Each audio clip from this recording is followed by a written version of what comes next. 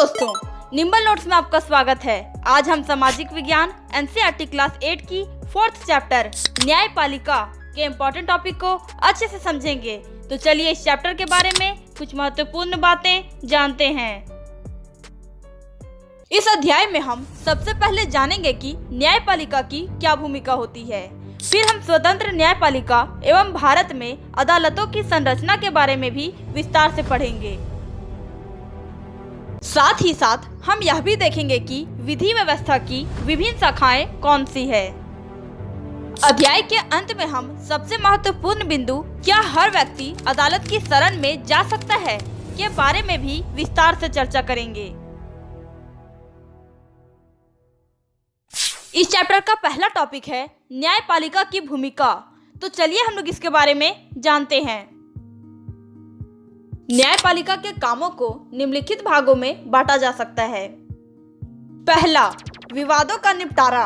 न्यायिक व्यवस्था नागरिकों, नागरिक व सरकार, दो राज्य सरकारों और केंद्र व राज्य सरकारों के बीच पैदा होने वाले विवादों को हल करने की क्रियाविधि तैयार कराती है।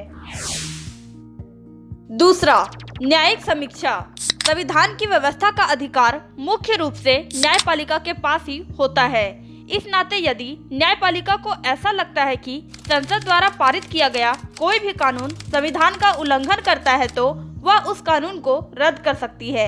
इसे न्यायिक समीक्षा कहा जाता है। तीसरा, कानून और मौलिक अधिकारों का क्रियान्वयन।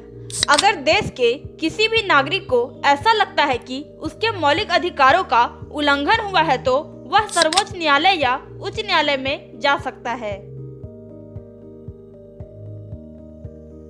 हमारा अगला टॉपिक है स्वतंत्र न्यायपालिका क्या होती है। तो चलिए हम लोग इसके बारे में जानते हैं।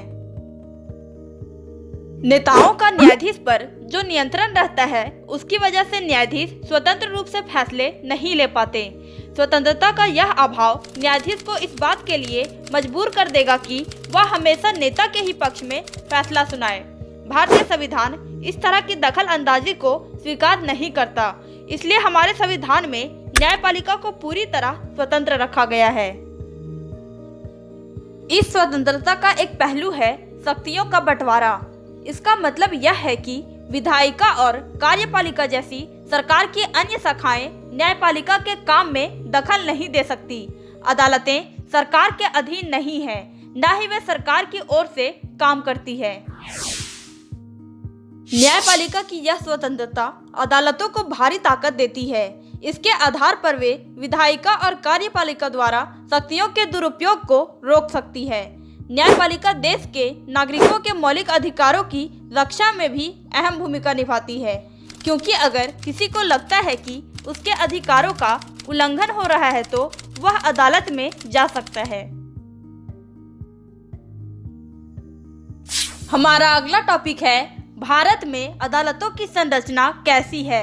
तो चलिए हम लोग इसके बारे में जानते हैं। हमारे देश में 3 अलग अलग स्तर पर अदालतें होती है। निचले स्तर पर बहुत सारी अदालतें होती है। सबसे ऊपरी स्तर पर केवल एक अदालत है।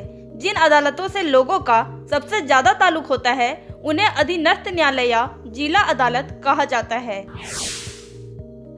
ये अदालतें आमतौर पर जिले या तहसील के स्तर पर या किसी शहर में होती है। ये बहुत तरह के मामलों की सुनवाई करती है। प्रत्येक राज्य जिलों में बटा होता है और हर जिले में एक जिला न्यायाधीश होता है। प्रत्येक राज्य का एक उच्च न्यायालय होता है। यह अपने राज्य की सबसे ऊंची अदालत होती है। उच्च न्यायालयों से ऊपर सर्वोच्च न्यायालय होता है। यह देश की सबसे बड़ी अदालत है जो नई दिल्ली में स्थित है। देश के मुख्य न्यायाधीश सर्वोच्च न्यायालय के मुखिया होते हैं। विभिन्न स्तरों की ये अदालतें एक दूसरे से जुड़ी होती है। इसका मतलब यह है कि सर्वोच्च न्यायालय के फैसले देश के बाकी सारी अदालतों को मान्य होते हैं।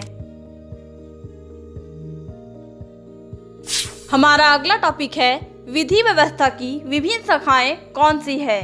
तो चलिए हम लोग इसके बारे में जानते हैं।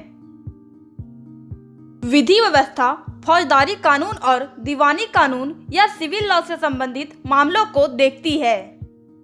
पहला, फौजदारी कानून। ये ऐसे व्यवहार या क्रियाओं से संबंधित है जिन्हें कानून में अपराध माना गया है, जैसे चोरी, दहेज के लिए औरत को तंग करना, हत्या आदि। इसमें सबसे पहले आमतौर पर FIR दर्ज कराई जाती है। इसके बाद पुलिस अपराध की जांच करती है और अदालत में केस फाइल करती है। अगर व्यक्ति दोषी पाया जाता है तो उसे जेल भेजा जा सकता है और उस पर जुर्माना भी किया जा सकता है। दूसरा, दीवानी कानून। इसका संबंध व्यक्ति विशेष के अधिकारों के उल्लंघन या अवहेलना से होता है।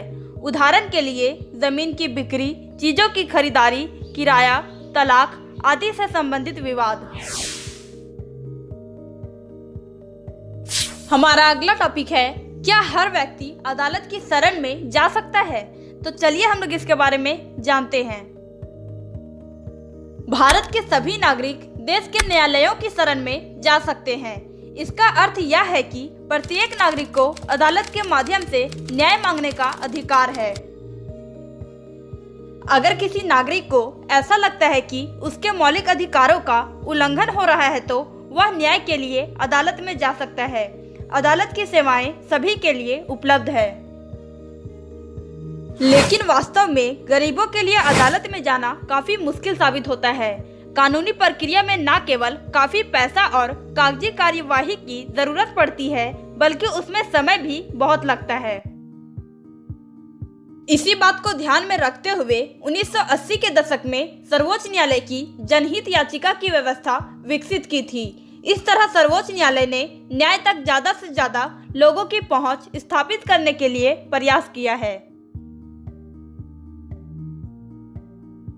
ओके दोस्तों, इस चैप्टर के इम्पोर्टेंट टॉपिक को आप एक बार फिर से देख लें ताकि आपको पता चले कि आपने इस चैप्टर में कौन कौन से टॉपिक को समझा है।